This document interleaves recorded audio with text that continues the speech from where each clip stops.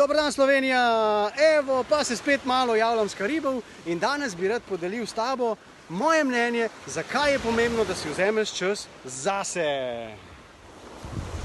Ok, začnimo. Kaj sploh pomeni vzeti si čas zase? Zame to pomeni, da v bistvu karkoli, kar me sprosti, v čemur se zabavam. Skratka, recimo branje knjige, sprehod v naravi, seveda ne po dnevni sobi, recimo tek, kolesarjenje, karkoli športanja, joga, meditacija, ples, petje, karkoli, kar te sprosti, da uživaš v tem. A se ti poraja vprašanje, zakaj je to pomembno? Ja, a pri telefonu se pa nikoli ne vprašaš. Telefon isto moramo preključevati vsaki dan, da je poln, da ima dosti energije, da ga lahko uporabljamo. Isto je tudi pri nas. Rabimo energijo, da funkcioniramo čez cel dan, čez vse izzivčke.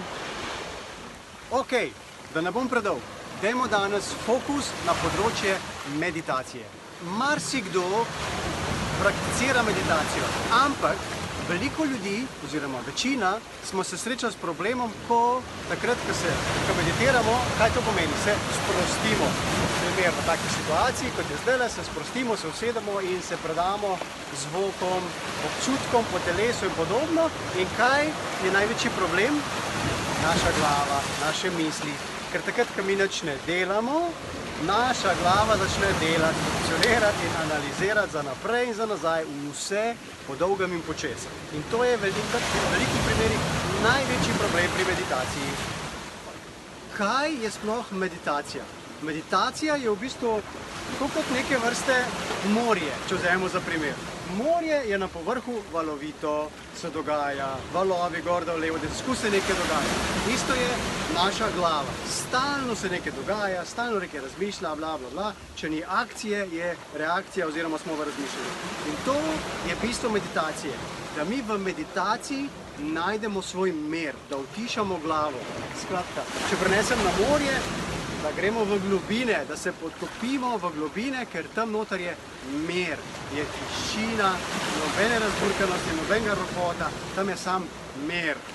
In to je tudi bistvo meditacije. Skratka, da iz glave se spustimo dol v sebe, v svojo dušo, v svoje srce, v svoj notranji jaz in najdemo tisto pravo povezavo. Ok, ampak dosti teorije, pojmo mi zdaj na kaj praktičnega. Ampak, da ne bom jaz praktično delal, imam en super dober izziv zate. Yes, izzivi so vedno dobri, ker preko izzivov mi rastemo, ok? Pripravljeni, da slišite, kater izziv? Ne, ni izziv ležanja na plaži, ne. Izziv je, da te vabim drug teden na super kratke, ampak sladke meditacije.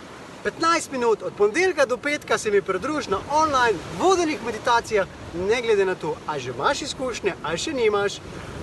Pridruži se, piš mi, seveda najprej mi piš, da ti pošljem informacije, podatke in boš videl, kaj pomeni, kako je lahko, po drugi strani pa težko, iz gladine iti v globine in doživeti mogoče čist nekaj drugega, kakor si že kdorkoli doživel, ok?